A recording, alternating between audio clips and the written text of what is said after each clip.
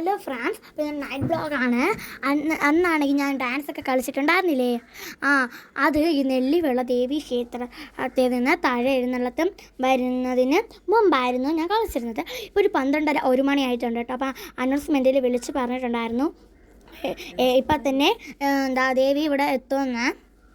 എൻ്റെ അച്ഛൻ്റെ ഒരു കൂട്ടുകാരൻ്റെ വീട്ടിലാണ് നമ്മൾ നിൽക്കുന്നത്. ദേവി ഇതിന് കുറച്ചടുത്തായിട്ടാണ് വരുന്നത്. അപ്പോൾ നമ്മൾ ഏറ്റവും അടുത്തായിട്ട് അച്ഛൻ്റെ കൂട്ടുകാരൻ്റെ ഈ വീട്ടിലാണ് നമ്മൾ നിൽക്കുന്നത്. അങ്ങനെ അവർ ആദ്യം തന്നെ തട്ടത്തിൽ കുറച്ച് പൂക്കളും പിന്നെ വിളക്കും വെച്ചിട്ടുണ്ട്.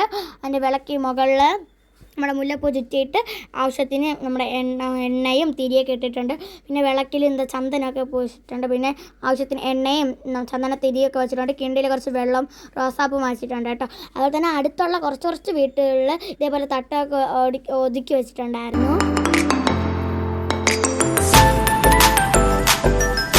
വരുമ്പോൾ മാത്രമേ നമ്മൾ വിളക്ക് കത്തിക്കാറുള്ളൂ. പിന്നെ ഇടിഞ്ഞിലൊക്കെ എല്ലാവരും തട്ടത്തിൻ്റെ സൈഡിലും ഭിത്തിയിലൊക്കെ വെച്ചിട്ടുണ്ടായിരുന്നു. അങ്ങനെ നമ്മളും അങ്ങനെയൊക്കെ വെച്ചിട്ടുണ്ടായിരുന്നു. ഇത് അച്ഛൻ്റെ വേറൊരു കൂട്ടുകാരനും അവരെല്ലാവരും കൂടെ വെച്ചതായിരുന്നു. 2 എണ്ണം അവർ വെച്ചേട്ടോ. നല്ല മനോഹരമായിട്ട് ഒരുക്കി വെച്ചിരുന്നു. എനിക്ക് നല്ല ഇഷ്ടപ്പെട്ട കേട്ടോ.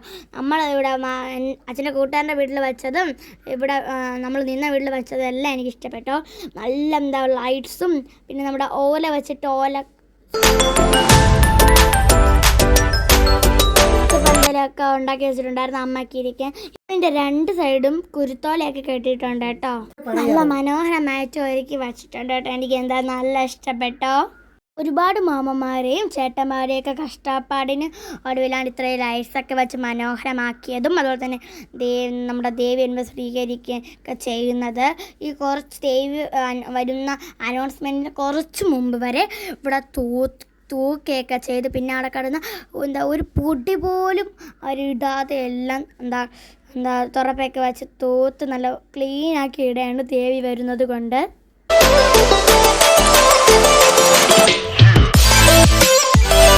അങ്ങനെ ഓരോ ഭാഗത്തായിട്ടാണ് ദേവി ഇങ്ങനെ പോകുന്നത്. ഇന്ന് ഇവിടെ ഉള്ള ഇത്രയും പേർക്കാണ് വരുന്നത്. താഴെ ദേവി വിശ്രമിച്ചുകൊണ്ടിരിക്കുകയാണ്. അപ്പം അവിടെ മുകളിൽ പച്ചപ്പന്തൽ കിട്ടിയിരിക്കുന്നിടത്ത് ദേവിയുടെ സാധനങ്ങൾ വയ്ക്കാൻ വേണ്ടിയിട്ട് ഓരോരുത്തരവരായിട്ട് ഓരോ സാധനങ്ങളായിട്ട് കൊണ്ട് മുകളിലോട്ട് പോയിക്കൊണ്ടിരിക്കുകയാണ്. നമ്മുടെ ലൈറ്റും തന്നെ നിറപറയൊക്കെ കൊണ്ടുപോകുന്ന അവിടെ വലിച്ചൊരുക്കാനാണ് കേട്ടോ. നമ്മളങ്ങനെ കുറേ നേരം കൊണ്ട് അങ്ങോട്ടും ഇങ്ങോട്ടൊക്കെ ലൈറ്റൊക്കെ കാണാൻ പോയി. പിന്നെ അവിടെ പടക്കം പൊട്ടിക്കുന്നുണ്ടായിരുന്നു കേട്ടോ. അതുകൊണ്ട് ഞാൻ അമ്മേൻ്റെ ഫോൺ കൊടുത്തിട്ട് അകത്ത് കയറി ചെവി അടച്ചു പിടിച്ചോണ്ടെന്ന് ഞാനും ലച്ചു ഉണ്ണിക്കുട്ടനും കേശുമൊക്കെ. ദേവിയാണെങ്കിൽ കുറച്ച് സമയം എടുക്കട്ടെ താഴ്ന്ന് അനുഗ്രഹിച്ച് വരാനായിട്ട്. അവിടെ നിന്ന് ഇങ്ങനെ എഴുന്നള്ളി വന്ന് ഇവിടെ നിന്ന് കുറച്ച് നേരം വിശ്രമിച്ചിട്ട് വീണ്ടും അനുഗ്രഹം കിട്ടിയാണ് ഇങ്ങോട്ട് വരുന്നത്. നമ്മളാണെങ്കിൽ കുറച്ച് സൗണ്ടൊക്കെ കേട്ട് തുടങ്ങിയത് കൊണ്ട് വീടിന് ചുറ്റും ഇടിഞ്ഞിലൊക്കെ കത്തിച്ച് വിളക്കും കത്തിച്ച് വെച്ചിട്ടുണ്ട്. അവിടെ തട്ടം വെച്ച് എല്ലാം കത്തിച്ച് വെച്ചിട്ടുണ്ട്. അപ്പോഴത്തേക്ക് ദേവിയുടെ വാളും എല്ലാം ആയിട്ട് നമ്മുടെ ഈ ഒരു പെട്ടിക്കകത്തൊക്കെ ആക്കിയിട്ട് മുകളിലോട്ടൊക്കെ കൊണ്ടുപോകുന്നുണ്ട്. അങ്ങനെ ദേവി അവിടെ നിന്ന് ഇറങ്ങിയിട്ടുണ്ട് കേട്ടോ. ഇനി ഇങ്ങനെ കളിച്ച് ഇങ്ങ് വരും.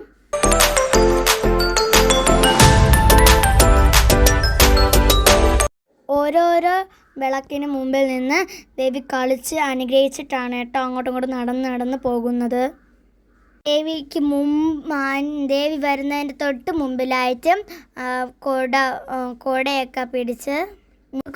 മുത്തുകൊടയൊക്കെ പിടിച്ച് ചെണ്ടമേളവും ഒക്കെ ഫ്രണ്ടിൽ നിന്നേ വരുന്നുണ്ടായിരുന്നു. അങ്ങനെ ദേവി കളിച്ച് ഓരോ തട്ടത്തിന് മുമ്പും കളിച്ച് അവിടെ നിൽക്കുന്ന എല്ലാവർക്കും അനുഗ്രഹവും എല്ലാം കൊടുത്തിട്ട് നമ്മളെ വീടിൻ്റെ അടുത്തായിട്ട് വന്ന് തുടങ്ങിയിട്ടുണ്ട്. ഈ ദേവി വരുമ്പോൾ പൂക്കളെല്ലാം കുറേ പേര് കുട്ടയ്ക്കകത്ത് പൂക്കൾ നിറച്ച് വെച്ചും ഇങ്ങനെ ദേവിക്കും പൂക്കൾ ഇട്ടിട്ടാണ് വരുന്നത് കേട്ടോ. അമ്മ അനുഗ്രഹിച്ച് നമ്മുടെ ഈ തിരുമുടി ഓലപ്പന്തലിൽ കൊണ്ട് വച്ച് പൂജ കഴിയുന്നത് വരെ എല്ലാ ചെണ്ടമേളക്കാരും ചെണ്ടമേളം കൊട്ടിക്കൊണ്ടിരിക്കും. അതുപോലെ തന്നെ പൂക്കളെല്ലാം ഇട്ടുകൊണ്ടേയിരിക്കും കേട്ടോ. നിർത്താതെ ഇട്ടുകൊണ്ടേയിരിക്കും. ഈ താഴെ വീണ് നടക്കുന്ന പൂക്കളുടെ പുറത്തൂടെയാണ് നെല്ലിവിള ദേവി അനുഗ്രഹിക്കുന്നത്. കിടാരക്കുഴി ഇടിവീഴുന്നവള ഭദ്രകാളി ദേവിയെ പോലെ ഇതും ഒരു ഭദ്രകാളി ദേവിയാണ് കേട്ടോ നെല്ലിവിളയിലുള്ളത്.